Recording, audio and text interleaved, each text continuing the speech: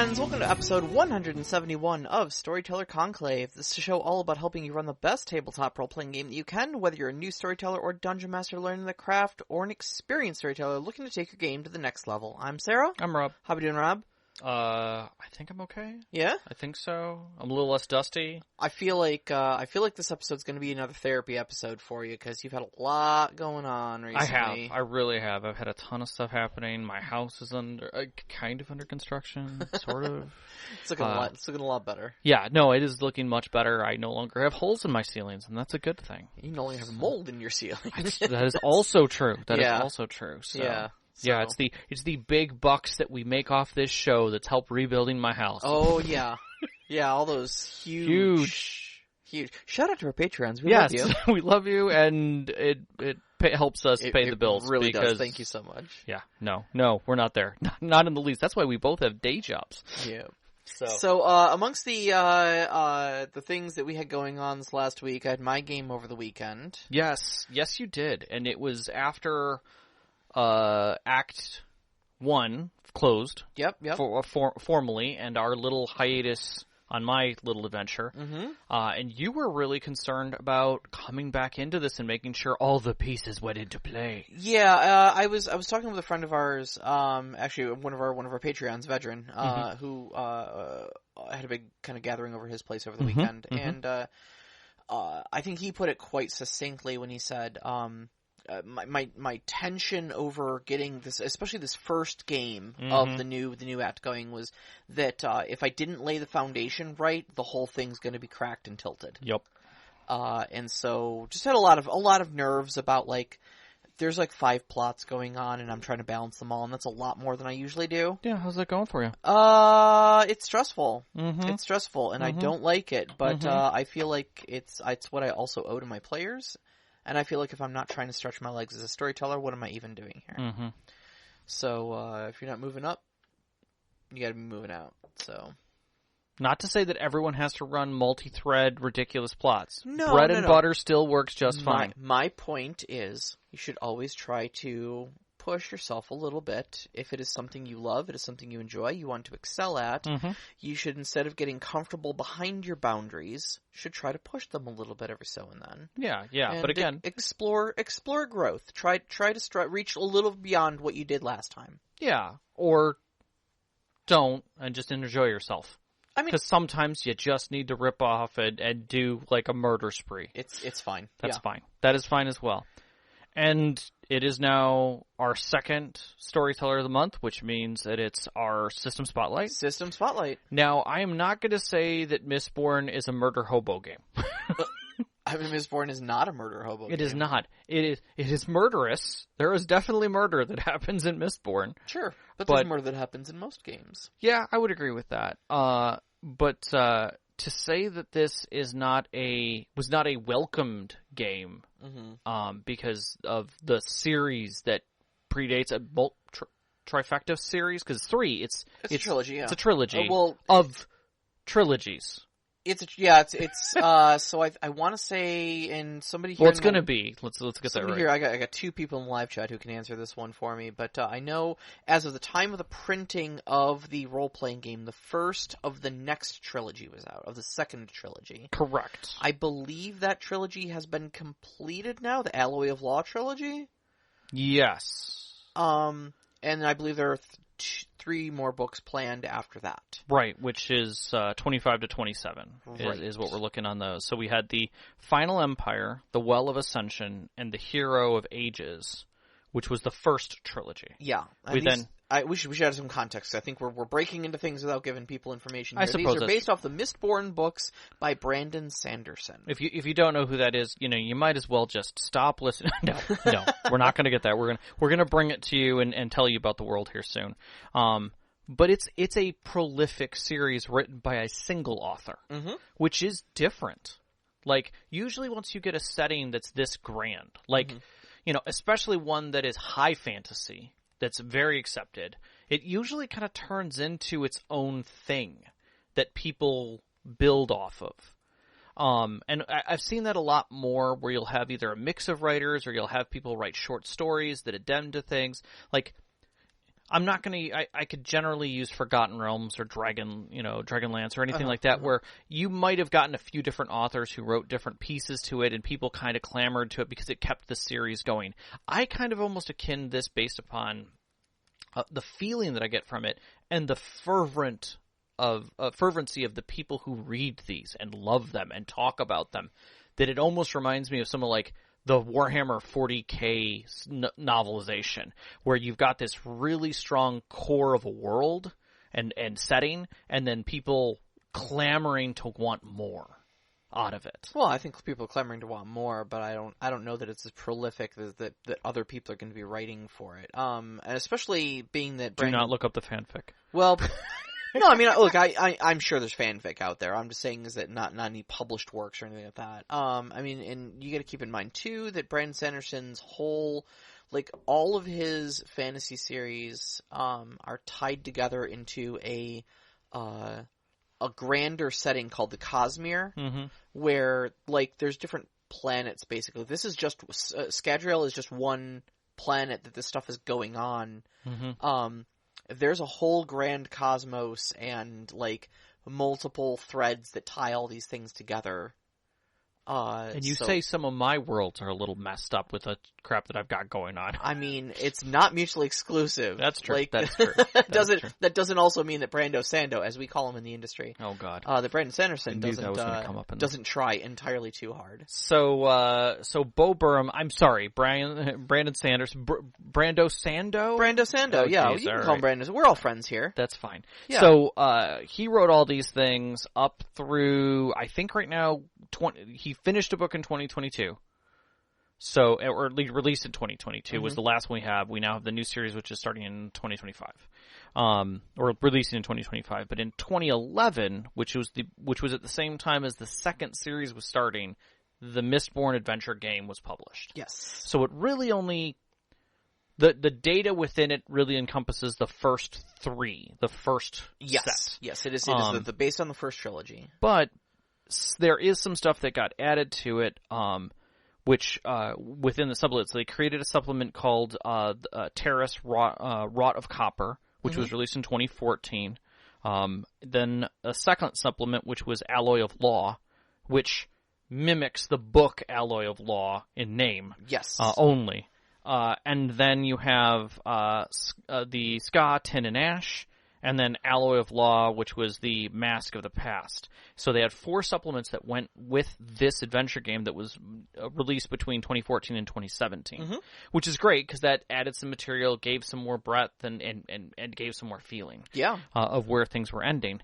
What's interesting about this in this whole setting against this book is it really doesn't tell you where you need to be in the history of the book series. No, in fact, it does a really good job of kind of giving you options.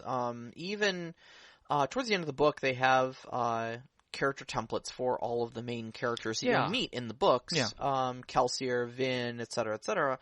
And they have a little section in there for playing this character, having this character as an ally, what that might look like in your game, having this character as an enemy in your game. If your paths cross or something like that, you may end up with them on the opposite side. Sure. And a section that they say, what if?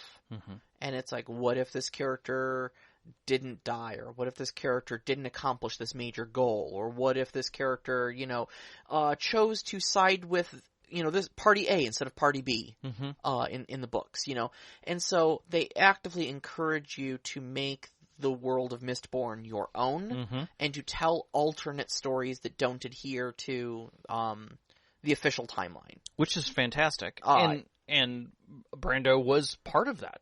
In epically writing throughout this book are little blurbs. And I'm going to read only one of his statements, and it was from the beginning of the book that I think really helps. And that is, and this was directly written by him. When the game developers and I were initially chatting about a Mistborn RPG, one of the things that we all wanted was a storytelling focus. Those are my favorite types of gaming systems, and Mistborn gaming should be less about loot and more about characters. I also wanted the rules to work well on the internet forums. The real trick was accomplishing these goals without making the game feel dumbed down for hardcore gamers. I think we've managed to pull off this balance wonderfully. I agree with him. I would like to examine that and make my decision at the end. Okay, that's fair. We've talked quite a bit about this. Yeah. I will say, if we're just strictly talking about the PDF from a PDF view, of like, here is the book. Let's look at the book. Let's look at the PDF. I will say that this PDF is probably one of the finest examples of a gaming PDF that I've ever seen. It has great sections that are easily defined and found. There is a basic summary of the rules that takes 5 pages. That's it. And it's well defined where that's at. Mm-hmm. There are solid bookmarks.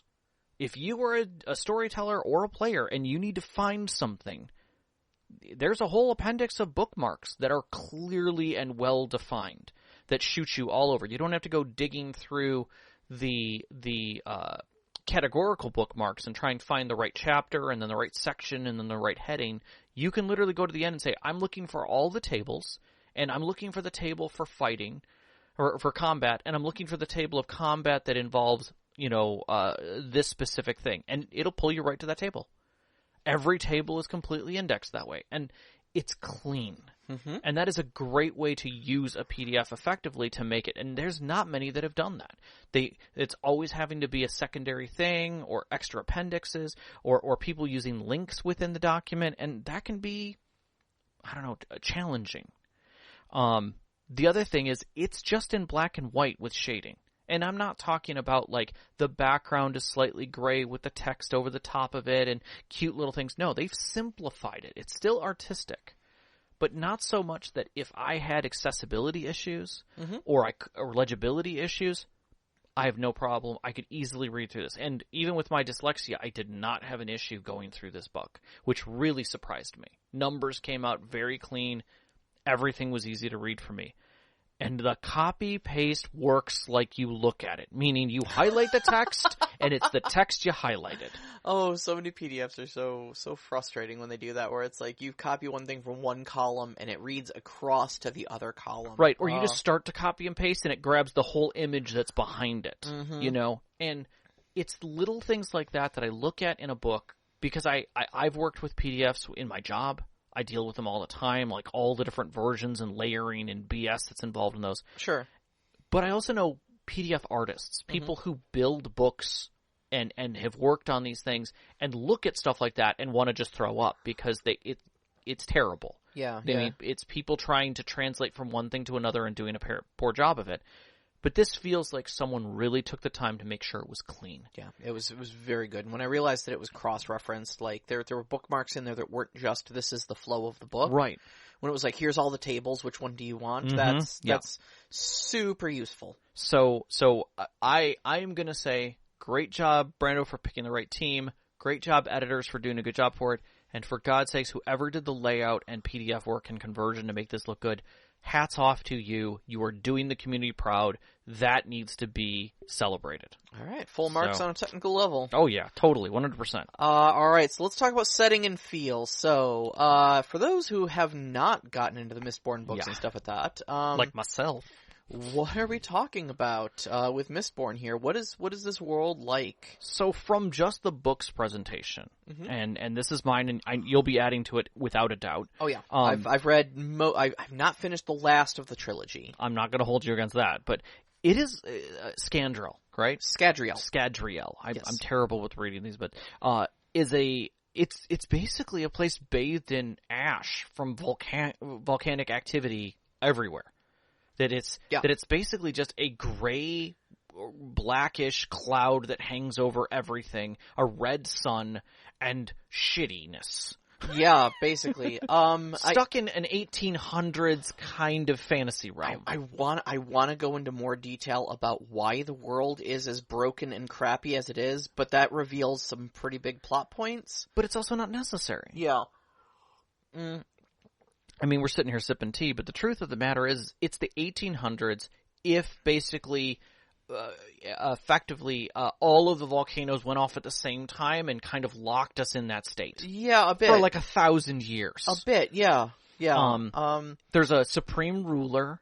He's called the Lord Ruler. He is an immortal god king. Yes. What is it? Silver of Infinity or Sliver of Infinity? Sliver of Infinity. Yes. So he is basically a god emperor who's been around for 1,000 years plus, and nobody questions because he defeated the evil ones and set this all up. Right. And it feels like a 40K kind of thing, or even Dune for that matter. Yeah, you made a lot of parallels between Dune, being that there's an immortal god emperor, and then you've got this noble ruling class all squabbling over the resources on this blasted wasteland of a place. Yeah, so. And he's got, but I go back to 40K in the sense that he's got this whole retinue that sit underneath there, these obligators who basically are out there intimidating people. They're the fingermen who go out and be like, oh, you shouldn't be saying that, and that person just disappears. Yep. You know, you've got Steel Inquisitors who are these horrific giants of ass whooping. Yeah, they're. I liken the Steel Inquisitors a lot to the agents in the Matrix. Like, if one shows up, just run. Right, but they're not just that, but they're terrifying looking things. Yeah, imagine like a pro wrestler style build with giant spikes, giant steel spikes driven through their eyes. Yeah.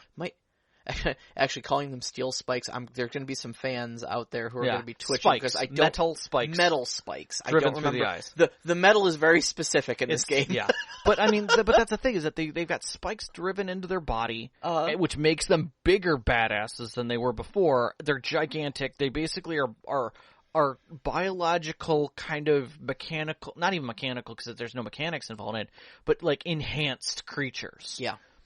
That are just driven by the god's purpose. Yeah. You know? And like that alone is crazy, but like there's a ministry.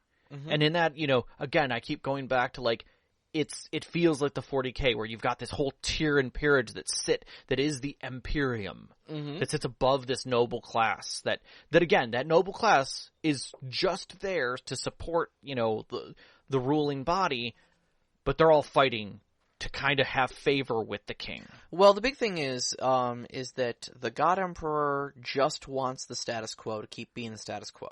Mm-hmm. He wants to keep things in control, and so he generally doesn't get involved in the day-to-day rulings of things in the Final Empire, unless things start getting wonky. Yeah. He does not like wonky. He doesn't like wonky from his own people. He doesn't like wonky from people who are against him. And he'll just send some people to take care of that shit. Yep. And nobody questions it. Make sure that it all gets taken care of and goes back to normal. Wipe out a house, wipe out some people. Yep. In the meantime, though, he's keeping his noble houses squabbling amongst one another for resources and stuff like that. And below them, you have two tiers of society in this. You've got the noble houses, and then you've got the Ska. And the Ska are essentially the peasantry. They're nobody. To the point where one of the main characters in the books is considered a radical radical progressive, essentially, for voicing the idea that he thinks the Ska and the nobles are both the same people. I mean, like physically, that the Ska are not a physically different creature than the noble are. Right, which is crazy because they're both the same thing. Yeah, they're just humans. Yeah. Right. Or humanoids. But like that's how far the divide between between nobles and Ska is. That the idea that Ska are human is considered like radically progressive. Yeah, not even that they should be treated equal, but that they're human alone. Yeah. Yeah. They're of the same blood. You then have the Terrace. The Terrace, yeah. Who are, I akin them to almost like the Mongolians of our age because they're being run to persecution. Yeah. And to obliteration. They want, like, the God Emperor kind of wants them gone. Yeah, and there's some real genocide stuff that goes on there with the Lord Ruler and the Terrace people. And so they've kind of been, over the last 1,000 years, he's been trying to wipe out their magic style, essentially, called Feruchemy, but we'll get into that in a bit. And by literally just getting rid of them. Yeah. Like, either enslaving the women, maiming the men, so that they're unable to produce children, and then, essentially domesticating them and turning them into, like, a servant class. Yeah. Which just happened. And then you've got the Khandra. Yes. And the Khandra are the last playable race, and they are sentient shapeshifters. Which is weird to me. It is very weird. The Khandra sit in a weird place. And there's not a lot of discussion about them other to say than they have a single kind of pact with the High Lord. The Lord Ruler. The Lord Ruler. Yeah. High Muckety Muck. At almost like a personal level, where like, this is the way things are. And if they are not this, we will always honor a contract no matter what. Yep. That's it. That's our rule. And we will stay at home unless there's a contract going on. They are a race of hard laws. Mm-hmm. And defying those will get you either killed or exiled or worse. Yeah. They will take away the thing that makes you sentient and turn you back into a slug, essentially. Yeah. Into a mist wraith from which they're born. Yeah, the God Emperor gave them life and brain, and for that they are forever in the service of a contract. Mm-hmm. And only one time that got messed up and something terrible happened, and after that they're like, nope. We're never going to do, as a race, we're never going to do that again. Now, it is worth noting, there is a sidebar in there that says, like, Khandra sit in a weird place in the story. They are not like any of the other characters. They are very alien to play. Mm-hmm. And so, I kind of took there's like a maybe leave Khandra for the more experienced players or people who've really read the books and understand, how to play them. Yeah. Who they should be. I read that a little bit like your rule in 7th Sea. Yeah. That you only get to play a Vestaman Havanyar if you can pronounce Vestaman Havanyar. That is one of the rules. The other one is I'm very careful about the she. Yeah. And people who are she-blooded, because the Fae are often messed up in multiple ways. But I think they put the Khandra in there, and they are definitely playable, but like, there's definite notes that are like, these guys are the advanced class. Yeah, let's set that to the side. So then we have like this history of what this world is. We have, and I say history in the sense of like what's going on. And in truth, there's 1,000 years of history plus, but they're basically the 18th century. There's carts, there's gas lamps, there's limelight. There's no electricity, there's no gunpowder. Mm-hmm. So it's a little less than the 1800 or the 18th century in that sense. Mm-hmm. But the structures, the way society is kind of going, the type of people, it feels that most power is either wind, water, or ska. Yeah, that's it. Like, there's no steam engines. Mm-hmm. Like, oh, we have a mill and there's no wind here. Well, I guess I'll get a bunch of slaves. Yeah, I'll get a bunch of ska. Yeah, and they'll just run it for me, and I'll just keep replacing them. Well, you got to keep in mind, too, that, I mean, when you're talking about someplace that is constantly choked with volcanic ash, that just gets everywhere. Like, they make note of, like, canal systems that they use to move goods and stuff like that around from some of the outer dominances, and they have whole teams of people that do nothing but dredge the canals so that they don't get choked up with ash. Right. So that you can continue to get boats down them, you know? Yeah. I mean, I'm like pump operations. There was a long history of using slaves and prisoners in France to run the pumps for all of the fountains and such. Yep. And I easily see that in my mind. Oh yeah. Like I see that aristocracy and comfort. Yeah. Just throw some ska at it. It'll be fine. Yeah. This is how we run all of these 60 fountains. Yeah. We don't need to have aqueducts. We have the ska pumping water underground for us, kind of a thing. You're not wrong. Another thing that you brought to my attention was that there are no mages. This Correct. game has magic, and I put that in quotes, it is not. Yeah, we're going to put magic in quotes because nobody in the setting would ever use the term magic. Yeah. There are no mages from the standpoint of nobody wears pointy hats. Nobody says, ooh, I am a spellcaster. There are no high schools. However, there are 3 magic systems in this game. Effectively, yes. In this world. So, you have Allomancy. The nobles and the ska can know Allomancy. And what Allomancy is, basically you ingest metal.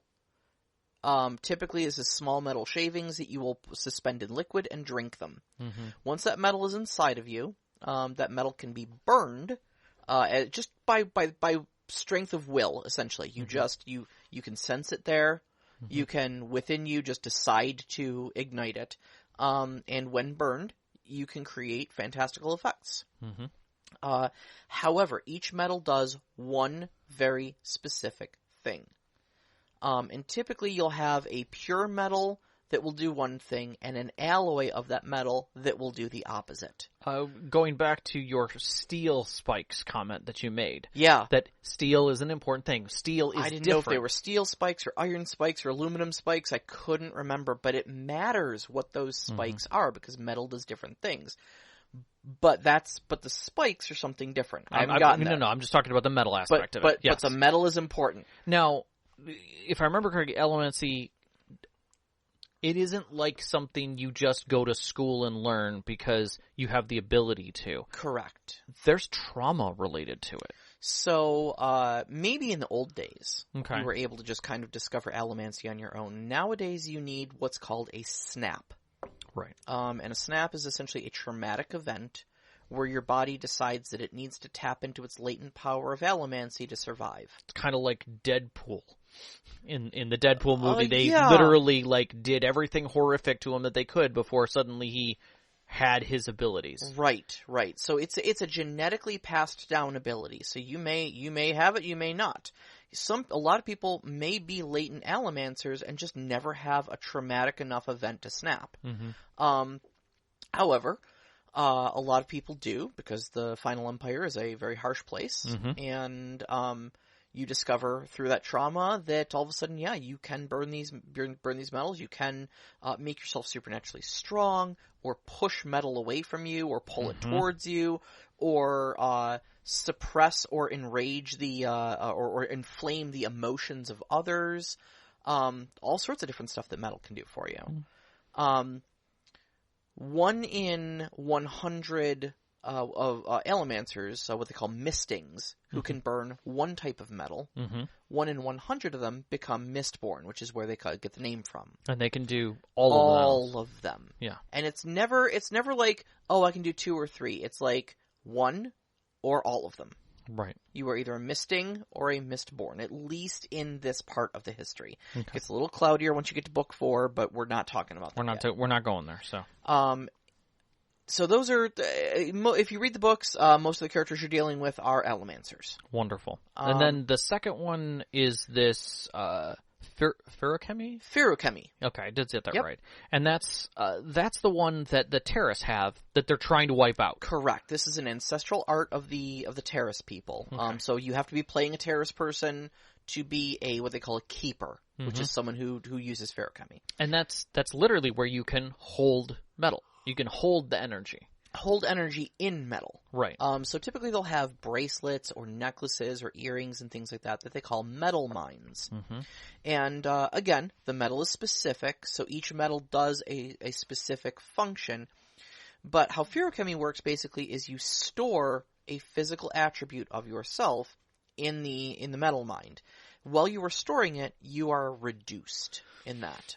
So say you're storing strength in a metal mind. You will be weak, feeble, have trouble walking around, basically just be lethargic. But then, and you can just kind of at will stop storing it, and whatever metal mind you've stored it in will just have that stored in it. And then later, if you need to rip a steel gate off of a doorway or something like that, you just tap into the strength you've got stored. And you become the Hulk for like 3 seconds. That's awesome. Yeah. Why do I see a lot of little old ladies kicking a lot of butt? So, but again, trying to be wiped out. Yeah. So very, very rare.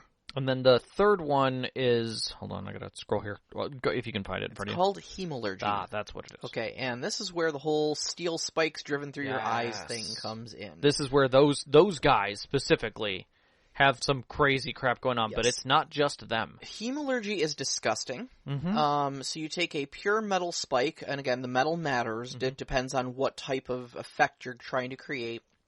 You drive it through the body of someone who has the attribute that you're trying to steal. Some of them just steal physical attributes like strength or whatnot. You can steal Allomancy powers, and you can steal Feruchemy powers. Ooh. and then you take this spike that you have killed another person with, and you drive that into your own body, or typically it's done by somebody else too, you have like a surgical procedure, and it implants that ability in you. Man. It takes a toll on you. It will diminish your, typically it drives you a little insane. Your mental and social faculties will slip away. Mm-hmm. But, so, the Steel Inquisitors are not pretty people. Mm-hmm. They're very fearful and disgusting, but nobody can deny their power. So the first thing I remembered on this, and some of our listeners who are World of Darkness fans may think of this a little like Diablerie, where you're stealing powers from another vampire before the moment of their demise. Oh yeah, and it very much says that. It's very much that, and it does take a toll on your soul. You can only do it so often before you don't have humanity left. Yeah, and I see that written all over this. Yeah, and it's telling. And at the beginning of the book, of this specific book, they kind of speak to Savage World and World of Darkness. And as you start looking through, you start seeing those taps from World of Darkness in it, and it's definitely there. It's definitely there. Yeah. So kind of one last thing to kind of discuss with the metals. Like, obviously, a lot of them are very common. Like, you use iron for, like in Allomancy, you use iron for pushing, and you use steel for pulling. And whatnot. There is one metal that is very special to the setting, and that's called atium. Okay. Atium is a super, super, super, super, super rare metal. No, rarer than that. Super rare. Yeah, it's like rarer than titanium. Yeah, that's used as essentially a currency. In a lot of high currency at that. Yeah. Yeah, a lot of the dealings between the nobles and stuff like that. Yeah. The Lord Ruler essentially has control of like 90% of it. Yeah. And will divvy out small little stipends of it to his noble houses and whatnot, essentially as payment, but also as a form of control, because they'll all fight over the atium and stuff like that. Right. And the main reason the atium is important is because Mistborn, who can burn atium, atium gives you the ability not to be strong or fast or push or pull metal or anything like that. It allows you to see about a second and a half into the future. Doesn't sound like much. And in combat, though, that's a lifetime. So if I'm going to stab you and I know exactly where you're going to dodge, I know where to put the knife. And that's all I need. Yep. Atium essentially allows a Mistborn to kill anyone they want whenever they want. And I'll get to it later, but I feel that is a very telling MacGuffin in the system. It is, yeah. Like a very telling MacGuffin. I think it's good for storytelling in general, but I think in a tabletop role-playing game, it puts a point of order that this is a thing and exists and does this and is an offensive capability that is almost impossible to counter. Yeah, except with more atium. Right. And that's, again, why the noble houses kind of squabble over it, because the nobles are essentially the ones who have the Mistborn. I mean, there are Ska Mistborn. It does exist. One of the main characters in the book is a Ska Mistborn, straight up. But typically it's considered to be a thing of noble blood. They're not terribly common, and those who are of the Ska, you because of the power dynamic, you probably don't live long. Right. To stand up against the noble houses and stuff like that. So anybody who is a Mistborn is a noble. Right. And those are the movers and shakers in the noble houses.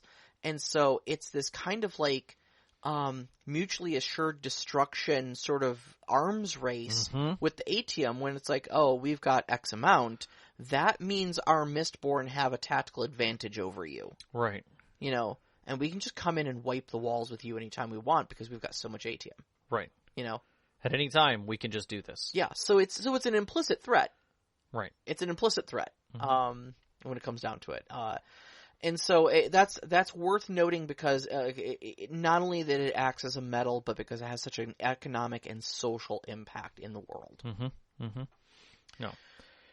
So, but the other piece that I think that kind of ties off of all of this, which is a third component to the generality of the story, even in the books, very much, which is, I think, interesting, is that a lot of systems that come from movies or TV shows or books, they want to try and capture the feeling, and each one of the components makes it. Like in this case, we've got, this metal magic, and I use magic in quotes there. Yep. We've got, a world that is harsh, and the levels of society are very cleanly cut.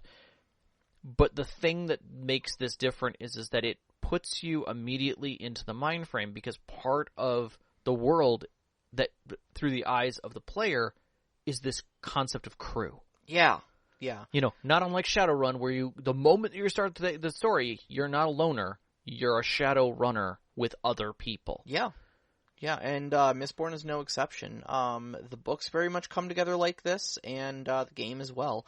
A large part of your character creation, which we're starting to roll into now, is like, okay, let's answer some basic questions about your character concept. Who are you in the crew? What does your crew look like? Why did you join the crew? What is your crew's goal? And so it really focuses on building these almost Ocean's 11 style gangs of people with various talents to accomplish whatever the goal of the crew is. Which I think having your goal set before the game even starts. Yeah. Before you're given anything about the world or where you're at or what's going on, you have a cause. That narration is necessary, that your group designs that. And that feels very much like some of the other narrative systems that we've had, where you build this world, you do all this, and then it's, okay, what are you guys doing together? Yeah. Why are you doing this? Yeah. We know you're working outside of the society. You're not going to work within the formation of what your character does in the daylight, or what they did in the daylight, or what they do in the shadows. You are just outside of whatever that societal marker is. Yeah, it feels a lot like Leverage. Yeah. To me, like where you're kind of like your own little pod that kind of watches society and goes, no, that ain't right. Yeah, I mean, so much of our other game systems that are narrative, your class is also your day job. Yeah. Yeah. So you're doing your day job and you're adventuring at the same time. Whereas this, it's like, no, you might have a daylight identity that you have to keep up, but this is what you do. Yeah. This is your crew. This is what you do when the mists come. Right. And so that paints a totally different thing. And again, it's closer to akin to Shadowrun, where like you have your runner self. And then diversity is a key. Oh yeah, absolutely. You want, you very much like, I kind of mentioned Ocean's 11, you want somebody who can put on a face for the nobles. You want somebody who can put on enough of a face to be the nobles, the fake nobles, hand servant. You want somebody who can work the underworld for you and spread rumors. You want somebody who can conceal your Allomancer, called a smoker. You may want a Mistborn on your thing if you can find one. You may need a brute or two. A brute, a couple thugs, a couple pewter arms. Right. You start getting into different Allomancy powers that you're going to want to grab, and even people who don't have powers can be equally as valuable if they've got other resources to throw in. You know, I want to be very clear that even characters without powers, who are not shapeshifters or keepers or allomancers or anything like that, are very valuable because their strengths are going to lie elsewhere. Which everything's valuable. Which feels like Savage World in that sense, but it's bringing it to a narrative sense. And I love the fact that because of that, and because you're doing a job outside of your thing, everything feels like a little adventure stepping you closer to your goal that everyone has agreed to. You might hire other people. Yep. So you could bring in other people to your table. Like, oh, dude, Tom and, Sara can't make it to game tonight, but my buddy Mark wants to play around. All right, let's make him a character real quick, and we'll buy him in for this scene. Sure. And we needed a smoker for this scene. Yeah. Why? Because we got to go talk to this dude. Okay, let's get that done. And you just do it, and you throw it in, and they're in and out. Yep. And that's cool. That is not something that is common in a lot of games. Yeah. Yeah. I mean, if you are a hardcore, adventuring party D&D style, sure, you could pull and drop people as you wanted to. but you're not running a common plot then as well. It's not as well designed. Yeah, exactly. But this really has it. You might even be in the middle of something and need somebody off to be pulled in. Mm-hmm. And I think that's a great way for the story, again, I'm going to say like Shadowrun, to be able to do stuff like that and really have people drop in and drop out. Yeah, exactly. So character creation is just kind of a series of questions. It's a bit of a conversation. Lots of time and energy is devoted to your crew, your concept, how and why you join the crew, and stuff like that. Mm-hmm. There's only like 3 questions that have to do with actual character building. Mm-hmm. From the main standpoint, and that basically defines your attributes, your powers, and your standings. And it's essentially a priority system. You bring up Shadowrun. I know that Shadowrun runs off a priority system like this, where you pick but since there's only 3, you've got a strong, an average, and a weak. Yep. You just need to know if which one of your is it your attributes that are strong, your powers are strong, or your standings are strong. Yep. Standings are essentially like your holdings. It will be things like resources, your influence for your social sway, essentially, and your spirit, which is like your mental faculties. Your attributes, there's only 3, and again, those follow the physical, social, mental trichotomy as well. Yep. And that's physique, charm, and wits. And then your powers, depending on where you rank your powers, depends on what you can come out as. So if you're strong in powers, you can be either a Mistborn or a Keeper. Mm-hmm. If you're average, you can be a Misting or a Khandra Shapeshifter. And if you're weak, you don't have any powers. But keeping in mind that if you're weak there, you are strong and average in your attributes and your standings. Okay. So maybe you're the money behind the group. Which is definitely a thing. Yeah. You throw it all into resources, with strong standings and stuff like that. Mm-hmm. Yeah, you could fund the entire operation and not have to worry about Allomancy, Yep, exactly. And then you've got your resiliences, which are basically the hit points for each one of the 3 categories: physical, social, and mental. Mm-hmm.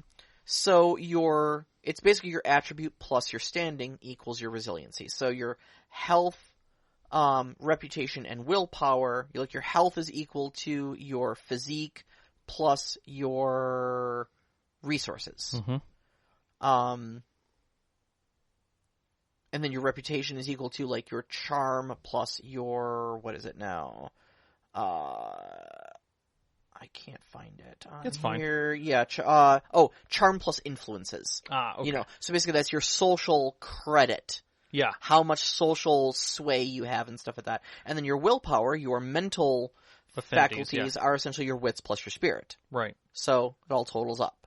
Which is neat. And the fact that you actually have 3 goes back to what we talk about with other things where health is one thing, but your reputation is huge. Your reputation is huge. This is a game of nobles. Mm-hmm. This is a game of courts, of balls, of soirees and stuff like that. Assassinations, of even, character assassination.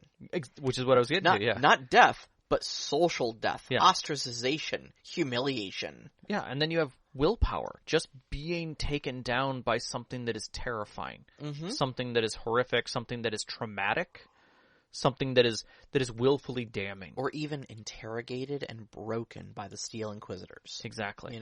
So all of that plays, and it's all of the components that we've talked about in other games, like Alien's ability to have stress. Yep. Really feels like the willpower aspect. Mm-hmm. You have your reputation, which 7th Sea and Dune incorporate heavily. That your reputation is everything. You can easily be outcast from things and have a very hard time returning to it, or rise much above where you should be because people respect you maybe even when they shouldn't. Mm-hmm.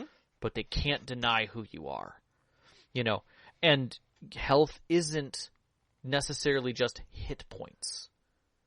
All of these things aren't just a value that says you're dead or you're no longer viable or you're broken and you'll just give in to everything. Yeah, that is the end of it, but it's not the worst. Because beyond that, there are aspects that can hurt you and carry with you and effectively scar you, which I think is fantastic. Yeah, absolutely. It's got a great wound system, but we'll get to that in systems later. One of the other aspects of character creation is destiny and tragedy. Okay. And so like where it kind of sets a goal for your character, and it also kind of sets an origin story for your character. Like straight up, they ask you like, "What's the worst thing that's ever happened to your character?" You know. Mm-hmm. Because that's a huge driving force for a lot of people. Like, what was this? I think a couple of the Critical Role cast members were talking something effective like, happy people. Why do you never meet a happy normal person? Mm-hmm. In Dungeons and Dragons? It's like, because happy people don't go adventuring. No, they don't. Hey Bob, you want to go slay some vampires with me? Nope. I am running a successful winery. You have good luck. Go enjoy yourself. Enjoy yourself. Yeah. It's the whole thing. Like, why is a noble going adventuring? He has people to do that. Right. It's because this particular noble was humiliated and disgraced, and his wife was killed in front of him, and he's sworn to, blood vengeance against the leader of the house that did it all. Or at night. Oh, okay. That's cheerful. Or at night, I'm Batman. Yeah. And that's a thing. That is totally a thing. But your tragedies gets what was going to drive your character from the back. It's what's pushing your character into the adventuring life. Mm-hmm. And then your destiny is your end goal. It's what's pulling you from the other end. Yeah. And you define these 2 points during character creation. And then lastly, you have props. Which I think are great. Props are kind of like your character equipment, but it's not something as petty as like, I went 50 feet of rope and a 10-foot pole and 3 daggers and 2 torches and 10 days of rations. It's, these are like major things that are key to your character. I have a walking cane. I have a dueling cane. Yeah, a dueling cane. Yes. I have a pocket watch. Mm-hmm. That's beautiful. It's ornate. Yeah. It's... Or... your metal mines, or vials full of metal for your Allomancy, or an obsidian dagger. Like these are important things that will play into your things. So like all your day-to-day stuff, like I have a change of clothes. Cool. Everybody has a change of clothes except for the lowliest ska. Like right. It's not noteworthy enough to put on your sheet. I have a Mistborn cloak. Are important. Yes. Yeah. Yes, mist cloaks are important because they help you hide when the mists come at night. Right, and it's those types of things that are beautiful because they're simplistic, but they're symbols. Yes, they're symbols of your character. And when you there are things that with in the game pacing called breathers. They're not quite like long and short rest, but they follow some of the same mechanics. Yeah. And when you take a long breather, any lost props come back to you, either because of a contrivance of story that they are returned, or you are able to replace them. But because their props are intrinsic to your character, your props get replaced. Yeah, you get reset to 0 on your props. That's beautiful. That I love that. That's a great mechanic for that. So, do you get XP? Yes and no. Okay. Is it from killing things and getting loot? Yes, absolutely. This is a game about murder. Yeah. No. So you earn what's called advances. And advances are just basically points, advancement points or something. You get them for various things in play, like completing a scheme or a personal goal, making a critical choice at a turning point in the game, revealing a powerful secret, defeating a central villain, things like that. Okay. Heavy narrative beats that your character instigates will generally net you a point. You can kind of, if the game's played the way that the designers intended it, you can typically earn 1 to 3 advancement points a game. Okay. So advancement's not terribly quick. You can save up to 20. Once you hit 20, that's it. Like, you don't earn anymore. So it's an encouragement to spend them. And then when you take a long breather, which acts kind of like a downtime, it can be actually almost like several weeks of time if it's a very long breather. You can advance your character. And it goes from there's a point chart for it, and it's like up to, as little as 2 points just to change an existing trait of yours from one to another.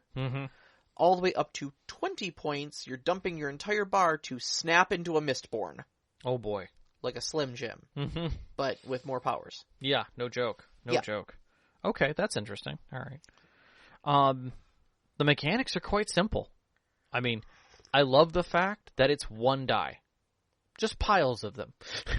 Yeah, it definitely takes a nod. A nod from Shadowrun in the grab a giant handful of D6. Yeah, get yourself a little brick of D6s. You'll need them. The good news is it maxes out at 10. So a brick still gets you through what you need. A brick still gets you through what you need. Yes. Yeah. So if you need to play Mistborn, go to the store, get yourself one of those little bricks of D6s. You're going to lose a few of them; they're tiny. Yep. Or even the medium-sized ones. That'll get you through as well. Or just go through the assorted pile that I'm sure your FLGS has. Of course. Anyways, you only need 10d6. It's as large as a pool can get. If your pool ever gets larger than 10, you just get free nudges, which are kind of like raises or advances in other game systems. Mm-hmm. They create opportunities or do bonus damage or whatever. Right. Any pool lower than 2 takes a penalty to the degree of success. Essentially, your roll is considered one lower per die you would go under 2. You always roll 2. Yes. Always have to roll 2 because of what the dice mechanic is. And that is getting pairs of numbers on your D6. Okay. So, Storyteller's going to create a difficulty number for you. It's going to be 1 through 5. Okay. That is the number you need to roll a pair of or higher. Yahtzee. Kind of Yahtzee, yeah. So, if I set the target number at 3... and you roll your handful of dice and you come up with like 1, 1, 3, 3, 4, 5, 5, 6. Okay? That pair of 5s that you have is the highest pair that you have. So that's your number. You rolled a 5. And it was successful. Your pair of 1s, too low, don't matter anyways. Your pair of 3s are technically a success, but you have a higher pair. Gotcha. So you always go with that. Okay? 6s get set aside and become nudges. Pairs. No, not even pairs of 6s. Okay. Every 6 becomes a nudge. Nice. Yeah. So you can have nudges and not succeed. Well, no, because you'll. You could roll all ones. You roll 1, 2, 3, 4, 5, 6, and then you don't have a pair, but you have a nudge. So okay. Which I don't know that does you any good if you don't have a success, but you have a nudge. I don't know that I read anything about that being a thing, but could be. Who knows? Regardless, nudges can work like raises. They can do specific things, special abilities, and they can handle things that are higher than a 10 dice in a pool. Yeah. So that's higher than 10 dice in a pool, you just start getting extra nudges and stuff like that. Right. So I think there's some potential there for it to do something. But maybe it opens an opportunity even though you failed. Sure. Which would be interesting. You could crack a nudge. I fall off the building, but I got a nudge. I grab the letter out of his pocket. Oh, actually, you know what? Sean in the live chat actually yes, he's correct in that rule. Nudges make you fail less bad. Okay. Yeah. So in that previous example, if I set the difficulty to 3 and you only got snake eyes, technically you failed by 2. But if I got a nudge in there, I would only have failed by 1. Okay. It cuts a degree of failure off of the failure. That's fair. Okay. Yes. Okay. Yes, it dampens failure. Thank you for the reminder. See that makes sense. Because again, if you get a pair of 6s, you succeeded. Yeah. And then you figure there's some abilities in there that like give you automatic nudges, like being a misting savant. You just automatically get 2 free nudges when using your Allomancy. Nice. Okay. So you're so good it can mitigate critical failures. Yeah. And then in conflicts it does extra damage. That's easy. Your nudges translate directly into extra damage points. There are direct opposed checks, so it's not always just a difficulty that's set. You could be rolling versus, like 2 pushers pushing simultaneously. Sure. Why not? Sure. But then that leads to the concept of conflicts. And I like the fact that it is a concept. It is not, it is a designed system to say a conflict is just that. It could be physical, it could be social, or it could be mental. Yeah. It doesn't matter what it is. It's a conflict. And that's what I really love about this, because all of them follow essentially the same rules. You said this reminded you a lot of Dune, actually. It does. So your conflicts basically go in initiative order, highest wits to lowest wits involved, and then it's one of those game systems, and I know a handful of them do that, where you have to declare your action in reverse initiative order, and then you act in descending initiative order, so that the slowest people have to say what they're doing first, so the next fastest person can potentially react to them. Yeah, so the initiative order is by wits, but the action order is by pool. Oh, is it? Yeah, it's by pool. Okay, so okay. If I have, if my dice pool is 8, I go before you, even though you're smarter than me. Unless you're burning ATM, then you just go first. That is true as well. You sit on your own initiative tier. That, again, the MacGuffin wins. Yep, the MacGuffin wins. But that's, I thought that was neat, was that, okay, so we all come into the situation, and it's based upon wits, who's fastest at their wits to figure out what to do. Yep. But it doesn't mean you're going first. Yeah. It means, like, my pool is gigantic, I'm going first. Okay. Stuff happens. You're just going to barrel through the combat, yeah. Right, which is neat. It's a neat way of handling it. It means you're smart enough to watch what's about to happen. So you've got the same distinction that a lot of the other narrative games that we play, like 7th Sea and Savage Worlds and stuff like that, have, where you've got heroes and extras. Your extras can only take 1 damage before they're out.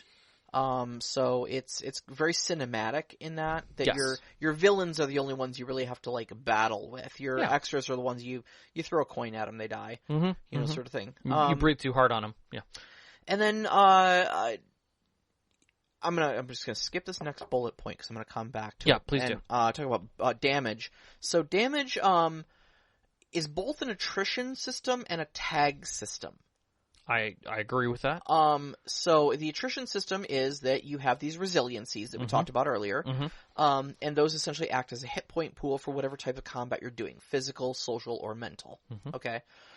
However, if you take, like, a quarter or a half of your current total, right? So say I have. So as you take more wounds, that threshold will get lower and lower. Right. You will take what's called burdens. And this is a neat system for me. And now burdens are essentially just tags. If you've played Fate, they're aspects, essentially. Fate actually has a very similar wound system in that you, congratulations, you took 2 physical damage, but also you now have the burden leg wound. Okay? And other people can exploit that. If you have a trait, but this negative trait, this burden, that acts in favor of one of your opponents, they get an extra die for exploiting it. So leg wound might be applicable if now, like, somebody's fighting you, they're going to try to hit you in the leg to exploit your balance and stuff like that. But also, if you're in a chase, you're going to be running slower because of a leg wound. So now this thing goes into a chase scene, and they are still exploiting that burden of yours. But what's interesting is that, and you're talking about it in a physical sense, there are just as easily in your willpower, your social sense. You could have a minor mental situation, what's going on, or just your spirit could be a little bit, you're depressed. Yeah. So that's going to weigh on you in different ways, and somebody can dig at that depression. Exactly. And exploit it. And then from a social standpoint, your burdens can be things like ostracization, humiliation, just a bad reputation. Yep. Being known as a bit of a troublemaker. I mean, that's just people won't want to invite you to their things. People won't deal with you in the same way, Yeah. And so, and these come in like serious ones, which are temporary, grave, which are long-lasting, and mortal, which are permanent. Yes. So from what I was reading, the temporary and the long-lasting, you can use your advancements to get rid of. Yeah. But during rest periods. Yeah, there's a cost for it. It goes out. So it's another way to spend your advancements. But also, or they can go away on their own. But I take that back. If you rest, you can choose that the only thing you do is to get rid of those. Yeah. The mortal ones you can drop with advancements, but it's costly. Yeah. So, like, you get a heavy wound, physical heavy wound, that, maybe you lost a hand. Maybe Maybe you're scarred in the eye. Oh, music. Oh, geez, let me get that. Thanks for reminding us about that in the live chat there. Sorry about that. We typically, when we run long, we pause the playback so the music doesn't automatically start at the 1 hour mark, and we forgot to do that this time. We got very excited about this game system. Yeah, that's my problem. So we apologize. I apologize to your listeners. Sorry about that. Yeah. So let me go back. So again, like I'm saying, is that you have these burdens that are both that are not just physical, that are social and carry with you. Like, you can apply those to enemies just as easily they can be applied to you. So this is another point in the game where they're teaching you how you handle things. Fates that are worse than death, fates that affect the story. Like, we were talking about, social death is one of the worst things that can happen because, again, we have a social strata that is exceptionally strong, where where you have, you've got the Lord's people, you've got this high class, you have the Ska, right? To tear someone from that noble class down. Yeah. To a Ska. You could never make him a Ska. But you could never make him a Ska, right, but you could utterly get them ostracized as a noble to the fact that nobody would ever talk to them again. Well, and somebody might actually go and assassinate them. Sure.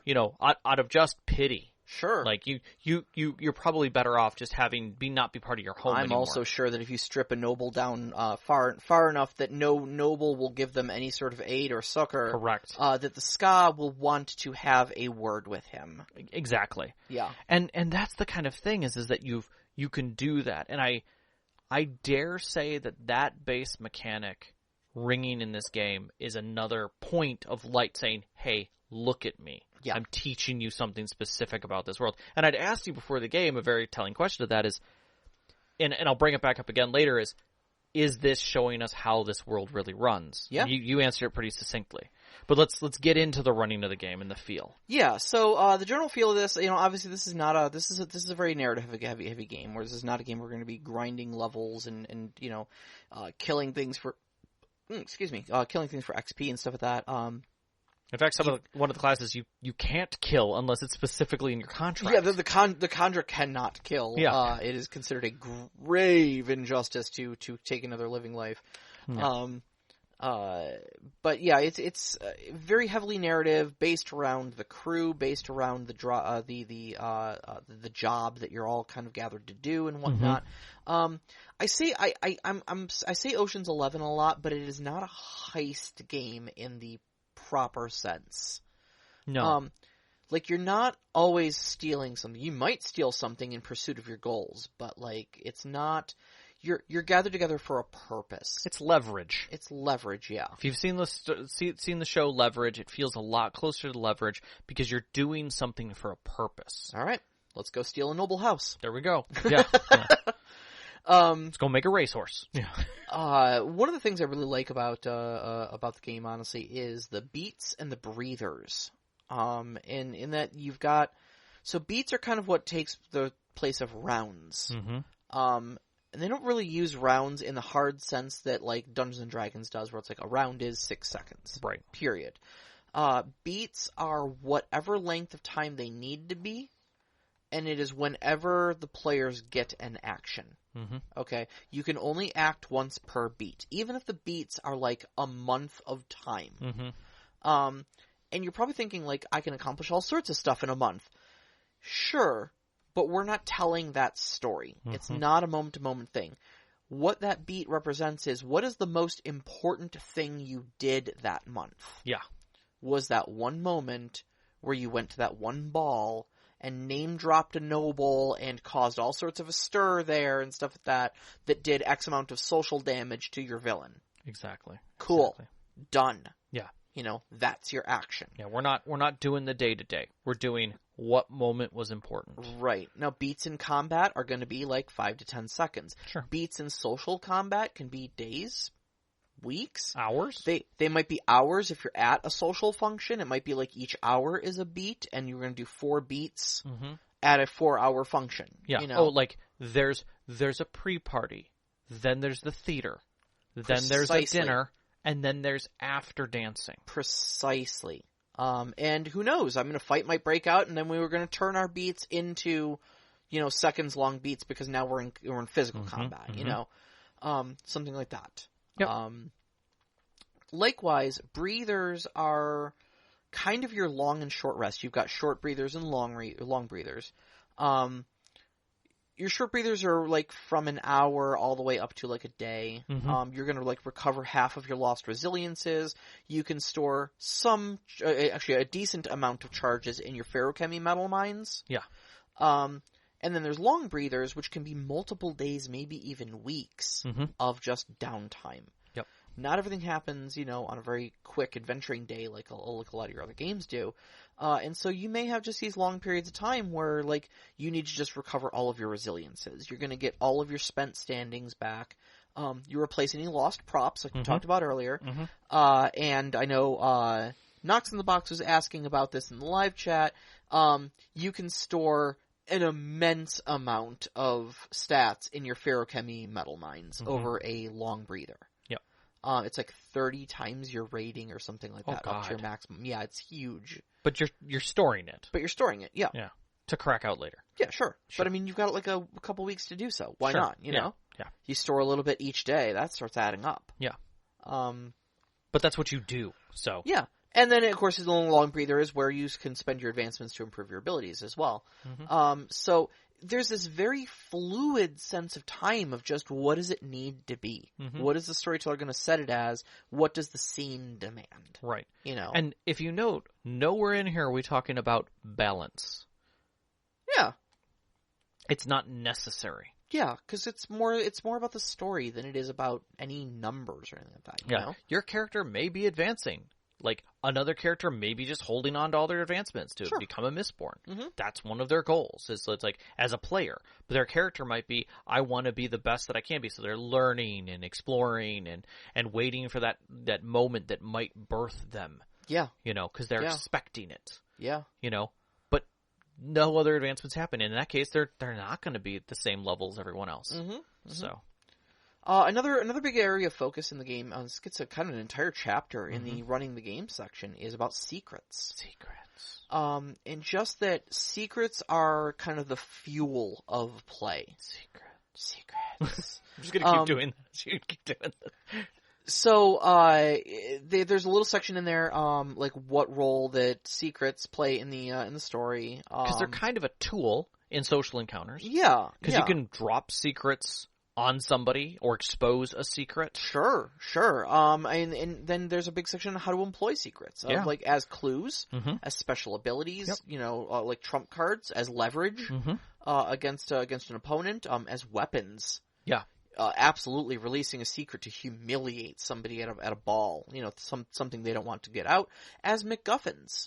You know, if the secret of this ever happened, you know, ever gets out, you know, disaster will strike, so we have to guard it, and these other people want to know it, and there's your MacGuffin, you know? And as turning points, you reveal a secret, and all of a sudden it's a hard move that shifts the landscape for you. I mean... Because what you thought you knew before the secret is not what you know now. Exactly.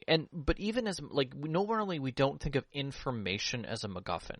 But this game, because it has social, because it has will, like, it is something that can be taken from you. Oh, yeah, absolutely. And I that's another beautiful aspect of it. I mean, you got to remember, this is a world where you have the Steel Ministry, you know, where you've got the obligators that are constantly the watchful eyes of the Lord Ruler. And, like, you know, you wonder why mistings that can burn atium disappear in the night. You know, it's because information like that is it's a weapon, and it's strictly controlled by people with power. Yeah. You know? Yeah. How do you think the nobles stay nobles and the Ska stay Ska? You don't think the Ska outnumber the nobles? Yeah. But why are they still under the nobles' thumb? Why are they still? Why is after 1,000 years the final empire the same way? Because they learned. Because everything is controlled, and information is dangerous, and information is power. Yeah. Yeah. Yeah. You don't think a Ska isn't selling information to make their life better? Oh, sure, absolutely. Yep, and better is in quotes. Yeah. So you asked, what does the game teach us? Yeah, and I wanted to put this in before we even get into final thoughts. So the game, as far as I can tell, and the way that I read it mechanically from just the book, because I haven't read the books, like the actual true narrative behind this, I feel like it's deadly for a reason. Oh, it is. It is. Like, literally, there's the MacGuffin object in the game, this Atium. Yep. That is unequivocally a plasma cannon. It's an I win card, yeah. Yeah, it's the trump card, it's the I win card, it's the whatever it needs to be effectively to basically stop whatever bullshit is going to happen. Mm-hmm. To be used on either side at the appropriate time, but regardless, it is deadly. Mm-hmm. And deadly is a strong D. It's the I move faster than you, therefore I see what you're doing, therefore I can stop you. Yeah. And that is deadly. Yeah. With a capital T. And I mean, you consider some of the other aspects that are in this game too. I mean, the Steel Inquisitors, like I said, are very comparable in narrative sense to like the agents from the Matrix. If you see one, just run. Yeah. Because they are that deadly. Be prepared that they're not for you. Well, hemalurgic spikes that allow them to use both Allomancy and Feruchemy. Yeah. And enhanced physical stats on top of that. They are scary. Yeah, they can literally just hulk out and be better than you at everything you're doing. Yeah, exactly. With no rational thought behind it. Yes, and just pure malice behind it, and fanatical devotion to the Lord Ruler. But you've got it's a world that includes that. Mm-hmm. It's a world that includes like one of your more common mistings is called a coin shot. Yeah, they use iron to push metal. Mm-hmm. And when I say they can push metal, I don't mean like, little telekinetic nudges. No, I mean they are called coin shots because they take coins, which are metal objects, and propel them at essentially railgun speeds. They're Magneto. They're Magneto. They are essentially the firearms of this setting. Mm-hmm. In the example of physical combat in the book, there's a moment where there's a guard that is fleeing, and one of the hypothetical players asks the storyteller, what is the wall made of that this guard is behind? And he says, I don't know, it's wood maybe? He says, okay, if I'm burning tin, which enhances my senses, can I sense, just by hearing where his footfalls are, where behind that wooden wall that guard is? And the storyteller goes, okay, I'll allow it only if you're burning tin. Mm-hmm. So this is okay, cool. I'm a coin shot, so I'm just gonna put, a handful of coins through the wooden wall and try to kill the guard. Because we need to stop him. That is the velocities that that iron can push, metal at. Yeah, it's effectively using an M16 and spraying the wall. It is. But so you consider that like this is a setting where we don't have gunpowder, but we still have firearms. Mm-hmm. They're just called Allomancers in this. Well, and the other thing is that somebody pushes something at you, you can push back, but there's effects. It's neat, but again, still capital D deadly. Yeah, like you're gonna have problems. Heatsink Sean puts in the live chat, force equals mass times acceleration squared is still in play for pushers and pullers. That is true. That is true. And that is true. There's a whole thing about pushing and pulling that has to do with the mass of the objects that you're pushing and pulling relative to your own. Yeah. So if you try to push something that's bigger than you, you push yourself off of it. Right. And if you try to pull something that's bigger than you, you just move towards it. Or if it's well anchored. Yeah. Because if it's anchored to, like, so ripping a padlock off of a wall, if it's anchored to the wall, you're just pulling yourself towards the wall because it essentially has that mass with it. Right. Or I had come up with or I was talking where like somebody flings a coin at you and you push the coin that's being flung at you, you could propel yourself. Yeah, you could, out a window or something. Because you've already got all that velocity heading towards you. Right. And now you're pushing off of it. So yeah. Yeah. Plus, if they're still pushing, they might get flung as well. Yeah, there's some interesting physics puzzles that you can do with Allomancy. But it's all narrative. It's all flexible. It's great. And that's kind of one of the reasons why like I didn't get into the magic system, because the magic system is written directly almost into the world building. They don't talk about the magic, they talk about the metal. And like I mentioned before, you don't have mages. Like, nobody's going to use the word magic. You just have allomancers. You know, it's just a thing you can do. Nobody has got a big gray beard. Nobody's wearing a pointy hat, waving their fingers around, casting spells. These aren't spells. They're just physical abilities. I know Bob and Tom. Bob can burn copper. It's just a thing Bob does. Cool. Bob is a smoker, because that's what we know copper burners by. They're called smokers or copper clouds because they can hide other allomancers near them. You know, we call John a coin shot because he burns iron and can shoot quarters across the room and kill people. Can shoot quarters across the room and kill people. Like, it's just a thing they do. Right. You know, it's not magical spells. And so when they start in the game handles them essentially just like an attribute, just like everything else. So I might have, you know, physique of 4, wits of 5, and, you know, whatever else, and I might have pewter of 3. Okay. And that's just it. Anything that I can burn pewter for, I can just use that rating. You know, I want to use my pewter to enhance my physical strength. Cool. Add your 3 to your physique. Done. Yep. Simple. It's just that simple. So. All right. So the second thing, which I'll go back to, which we were talking about injuries, was burdens. Burdens. Okay. And I felt that because hard burdens, like the top end burdens, yeah, sure, can only be recovered by the one thing that you get to advance your character. Effectively, you have to spend XP, we'll use that term, to get rid of it. That right now, that tells me that they're important to the story.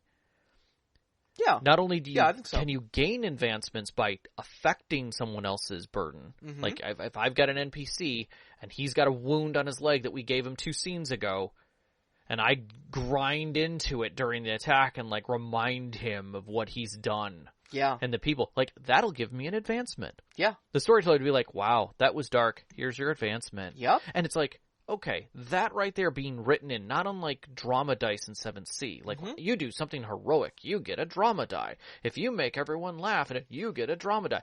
That teaches you about drama dice and why they're important in the game and how you can spend them. Sure. This literally tells you, mess with people.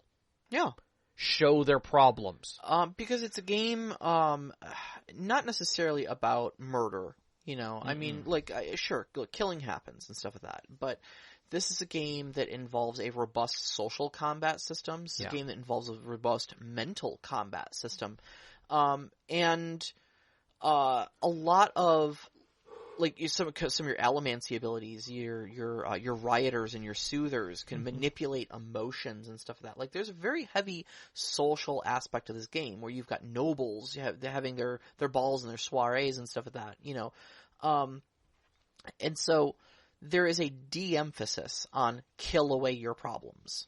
You know, killing is a solution, I suppose. It's too easy as well. But it's more a game of creating advantages. Yeah. Okay. I'm going to spoil a brief, small plot point for the first book that gets handed to you very, very early in the story. Okay. Like, first 5 chapters. Okay, so spoilers. You will learn this. Yeah. But, like, the first book is a character creating a crew, and they're like, okay, what are we up to? And he says, we're going to topple the Lord Ruler and end the final empire. And they're like, haha, okay, Kelsier's off his meds again. Cool, what are we really doing? And he's like, no, we're toppling the final empire. Yeah, that's our goal. That's our goal. I'm done with this crap. And you don't do that by just being like, okay, cool, how big of a magic sword do we need to kill the Lord Ruler? Yeah.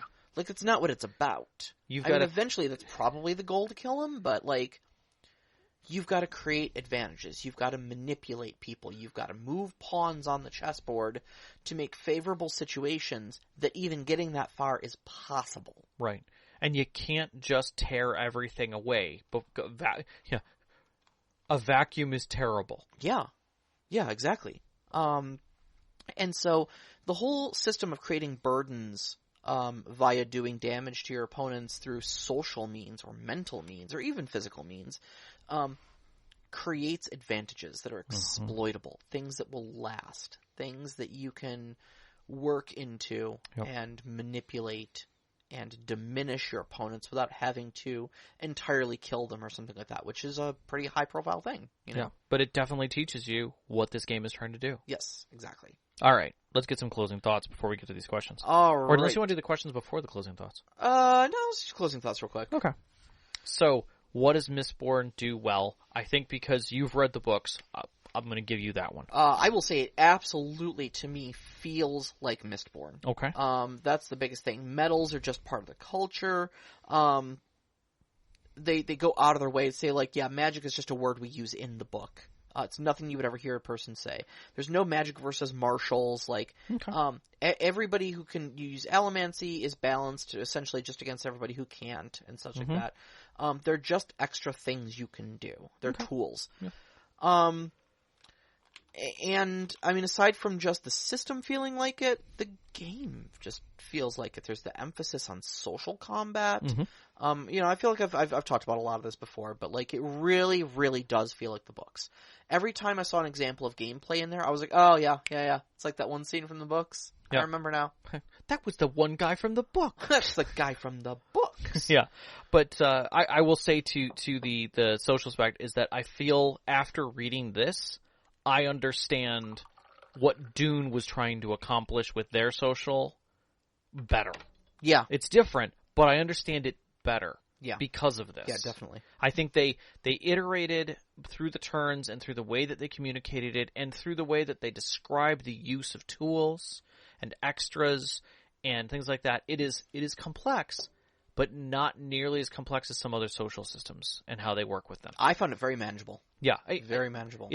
I would still say for a social system, which is, again, super hard to do, they did it exceptionally well. Probably the best that I've seen so far. All right. And that's saying something because you're the social system guy. Yeah. And the fact that you reading through this was like, this is a game that is the books that I read. Like, yeah, this is well laid out. I was able to follow everything. Yep. And pick up on the things that you've told me about the books while reading through it. Yeah. Nothing felt out of place. Nothing felt like extra weight was thrown in a direction because it's more game-like. You know? Yeah, and I think that's the other thing too, is that the book itself is very complete. It's a thick book. It's a chunky book. It is 600-ish pages. Almost 600 pages. But it does a great job of describing all the world building for you. It goes through every single system. It goes through all the metals. It's got a rogues gallery at the end, so even if you're looking for like, hey, what can Kelsier do? What can Vin do? The two main characters from the first book, you know. Yeah. It gives you those characters not only as possible playable templates or something like that if you wanted to retell the Mistborn stories from the books, but also as benchmarks of like, okay, I know how powerful Kelsier was in the books narratively. But what does it look like on paper so I can judge that? Yeah, you know? And then what do other people look like? Give me a cadre of other things that I can quickly glance at. So effectively, Give you a cadre of people? Yeah, exactly. Yeah. And I liked that. And again, I'm going to say it again. The book is beautiful. Yeah. The really PDF is fantastic. Really phenomenal. Yeah, if you want to see if you're making a good game system and you want to see a good PDF of a game system, go find this one. All right, so enough fangirling over that. Sure. What does Mistborn not do well? Where did it fall short for you? Okay. I'm not going to say I can't immediately say that it doesn't do it well. Okay. But I can say that people who need rules and structure may find this challenging. They may see it as something that has rules and structure, but it quickly falls away to narrative. I agree. And a lot of, oh yeah, it feels like it should be Savage World, but it still doesn't have hard mechanics that are, it's sitting in an odd position. And if you look at it and you're like, oh, it's just like Savage Worlds, and you present it like Savage Worlds, you're going to have some players who are thinking the mechanics are going to be as hard as Savage Worlds, and find that there's a lot more iffy. There's a healthy peppering of fate and Powered by the Apocalypse in here, where there's a lot of things that are defined as whatever the storyteller decides the narrative should be. Yeah. Whatever's narratively appropriate. Yeah. And it works in the system. That's not a complaint that they did that. Correct. But understand that some people need rules and structure to function in their games, and things like whatever the narrator feels like are not words that they like. Setting random difficulty levels that are kind of there. Yeah. Or not even. Yeah. Like, I'm not going to make you roll for any of this because it's pointless, and we're not dealing with a challenge. Like, now that person's like, ooh, but, like, this is what my character does. Yeah, you're really good at it, so we're not even going to roll. Yep. Let's just keep going. Yep. You know, or people who need the mechanics because they're not good at role-playing. Yeah.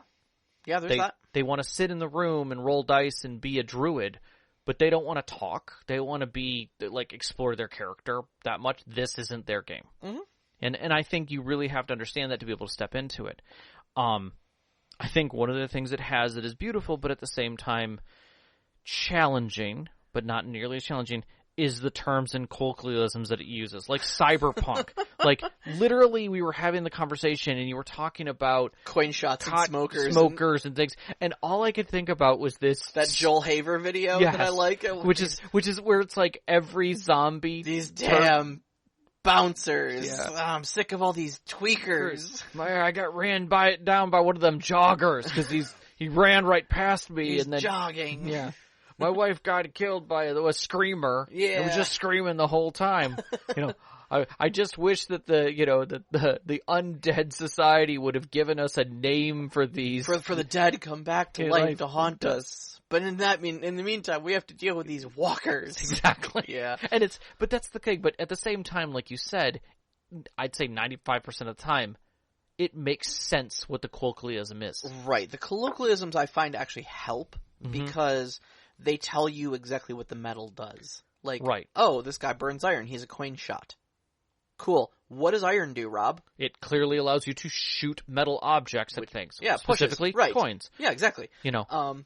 So copper. Coppers are called smokers. What do they do? Make some kind of a block of some kind? Smoke screen. Yeah, there you go. To hide Allomancers. Yeah. You can't detect Allomancy.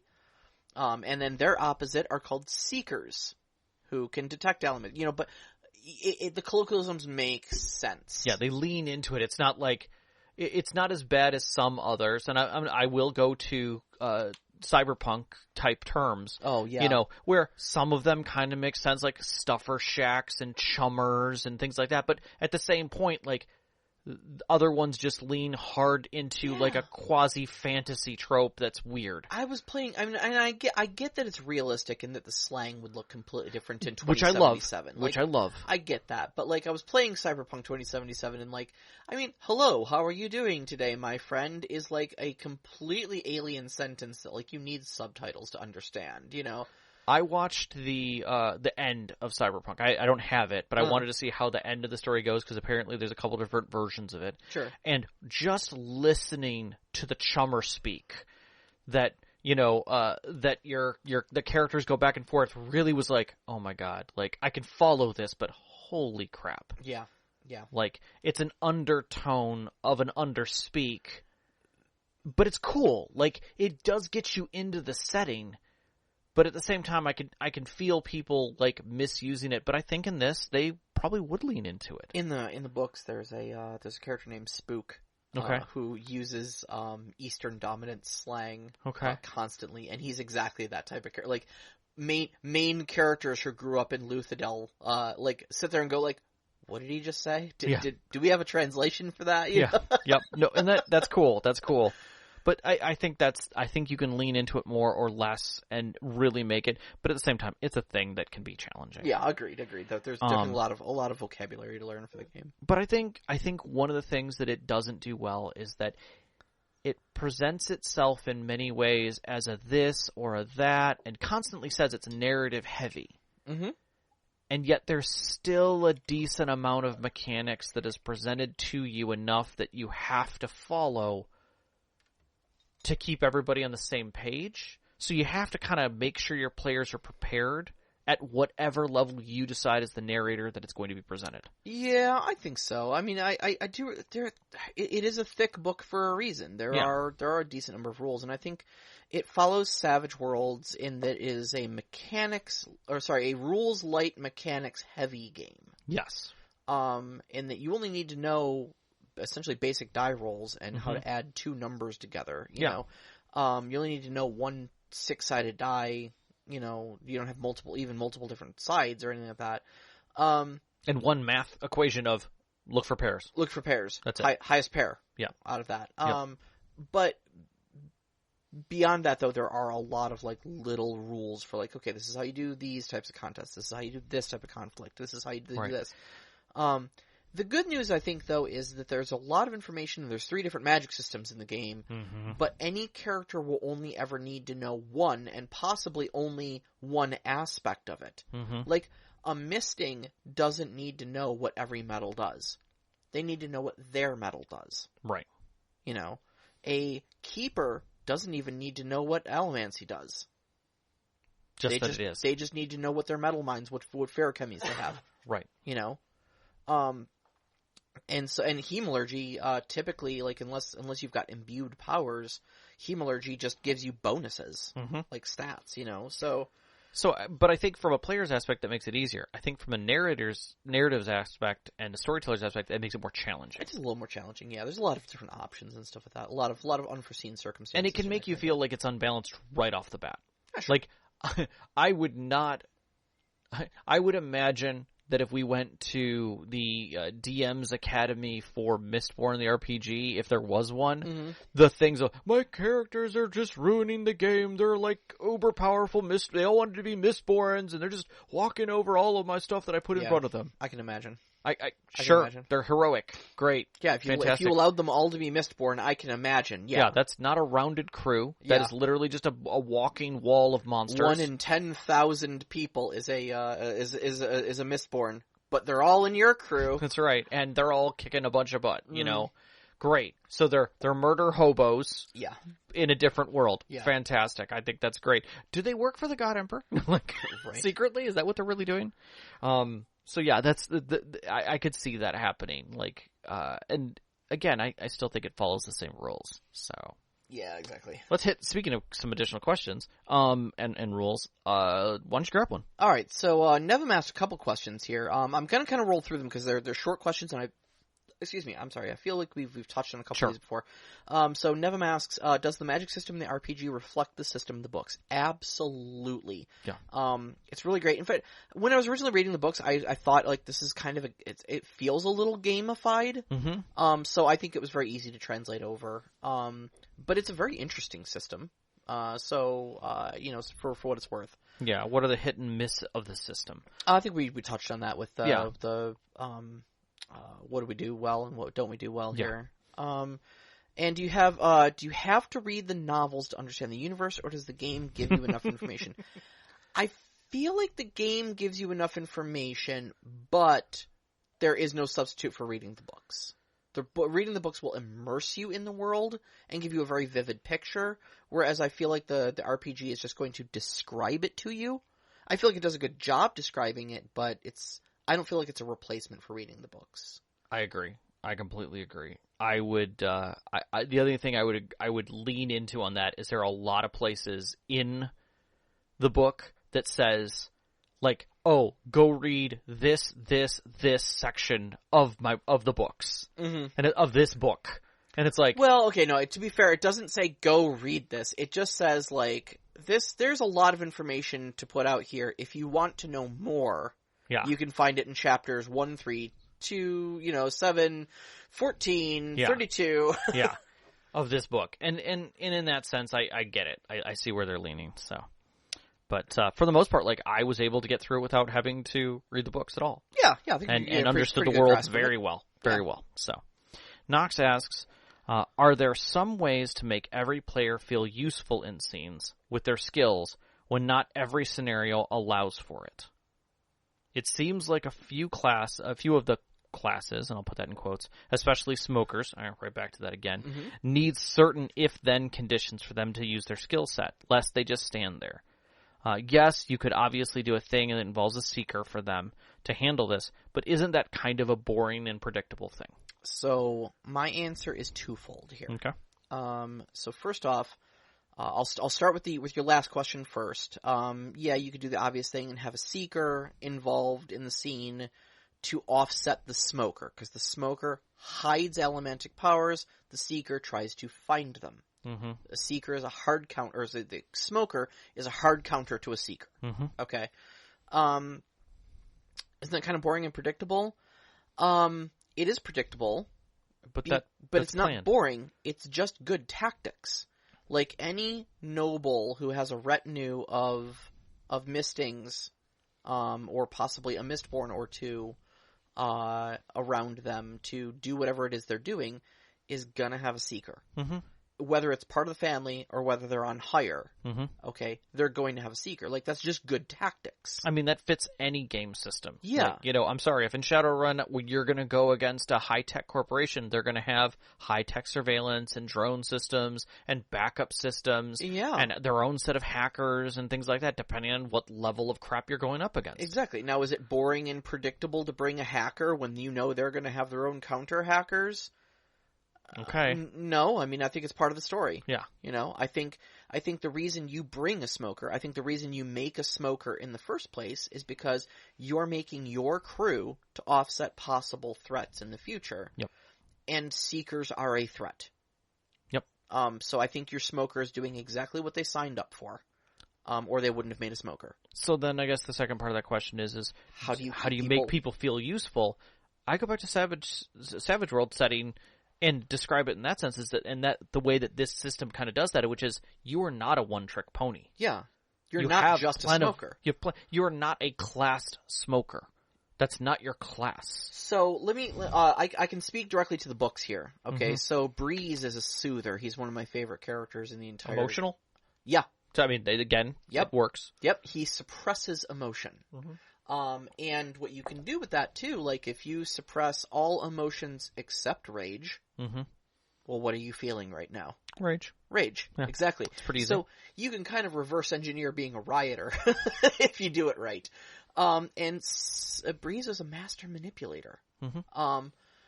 But, I mean, even though he was a soother savant, like he was one of the best soothers in all of the Final Empire, he was also an excellent con man, mm-hmm. Played the noble to the T, right. Was instantly accepted in high society, for his the way he held himself and stuff like that. Amazing con man, mm-hmm. And a valuable part of the crew. And if you cut off all of his powers, what would Breeze do? Breeze would still do the same damn thing he would. He would drink wine, he would talk crap, and still be just as good. And he would be just as good. Yep. He may not be able to bend people quite as hard, but all those foundational skills are there. He still has the respect. Exactly. So. And, just because you put points into being a misting or something like that doesn't mean you don't have, like I said earlier, like massive resources. You might be the money behind things, you know? You might be the face. You might be the muscle, you know? If you're a pewter arm, okay, sure, you burn pewter to be stronger and more, physically resilient and stuff like that. But, like, even without that, I'm sure you know how to swing a sword. Yeah, because you still got to know how to swing a sword, even without the pewter. Yeah. Yeah. Exactly. So, I really think that, your presumption that if you're just going to sit there on your hands is, I don't know, misplaced a little bit. There's so much more to a person than their power. Okay. So Heatsig has an interesting question. Yeah. The Mistborn adventure game suggests the group be a crew and implies suggests. I think that word suggests needs to be in high quotes because it's required almost. Implies that it should be an Ocean 11's type shenanigans. Does the book have any tips or tricks on how to run a heist or an intrigue style game? I will say it does, but it doesn't say that it's a heist or an intrigue style game. Yeah. It is explicitly put in there in the narration of how to run the game. Intrigue style, I would say yes. Heist, no. No, but it can be within that without a doubt. And I will flat out say the books do have it. Again, they don't paint it as heist. They don't paint it as intrigue.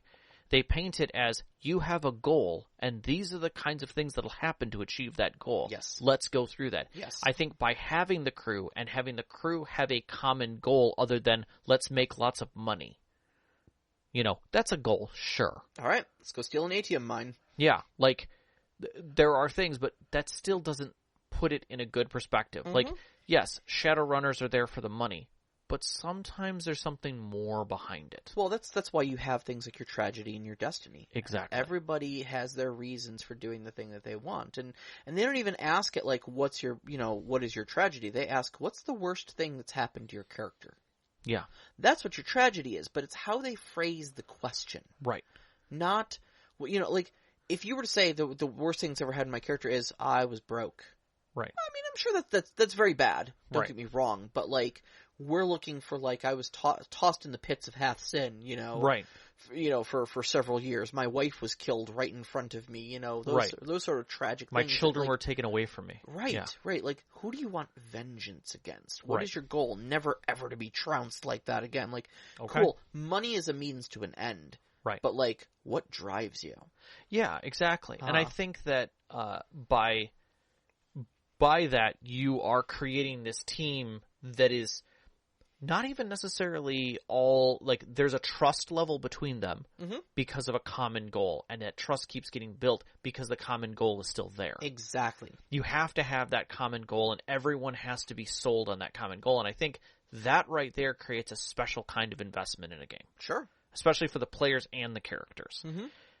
The second part of this is, do you two have any advice on how to of your own for running this style of play? My first thing is, lean into what the game is asking to do, which is get a crew and build the crew as it should be. But even, like, characters' concepts can be there, but the thing is that the crew needs to have that common goal. They need to have a mission. And at that point, you can craft a story around that mission. The world is there. There's all kinds of stuff available to you. Don't try and craft an elaborate plot and then throw these people into it. Right. That is not the way this game is meant to be run. It is meant to be run in a, not necessarily in a sandbox way, but to a sandbox level. Meaning, I have 5 players. These are they want to create a crew, but they all are agreeing that they want to, they want to free a bunch of people. Free a bunch of Sky and start a rebellion against a noble house. Maybe one of the players has a really cool backstory about losing their home and being, shunned as a noble, and they want to get their standing back and get that guy. Yep. Sure, that is fantastic. The whole group is behind it for their own independent reasons, but that is a story. Great. As a narrator, lean into it. That's their story. Don't go take them in another path. But there's a lot you can do with that. All kinds of stuff. Agreed.